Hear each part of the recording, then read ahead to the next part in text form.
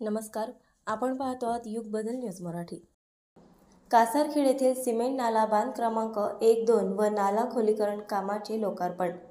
हरित महाराष्ट्रासाठी वसंतराव नाईक यांचे मोठे योगदान।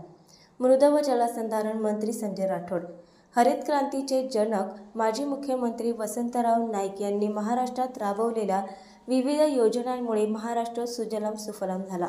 त्यांच्या कार्याची प्रेरणा घेऊन महाराष्ट्र शासन अनेक लोकोपयोगी योजना राबवत आहे, असे प्रतिपादन राज्याचे मृद व जलसंधारण मंत्री संजय राठोड यांनी आज कासारखेड येथे केले।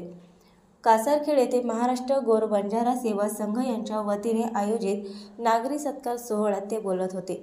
यावेळी हिरासिंग राठोड, रोहिदास राठोड, जयकिसन राठोड, जीवनराव पाटील, ज्योतिताई गणेशपुरे, मधुकर पवार आदी उपस्थित होते। यावेळी श्री राठोड म्हणाले की दुष्काळजन्य परिस्थितीवर मात करण्यासाठी पाण्याचा प्रत्येक थेंब जमिनीत मुरवणे आवश्यक आहे। त्यामुळे जलसंधारणासाठी प्रत्येकाने सक्रिय होण्याची गरज आहे। हरित क्रांती, मृदसंधारण, जलसंधारण, कृषी या क्षेत्रात माजी मुख्यमंत्री वसंतराव नाईक व माजी मुख्यमंत्री सुधाकरराव नाईक यांचे योगदान अत्यंत महत्त्वपूर्ण आहे।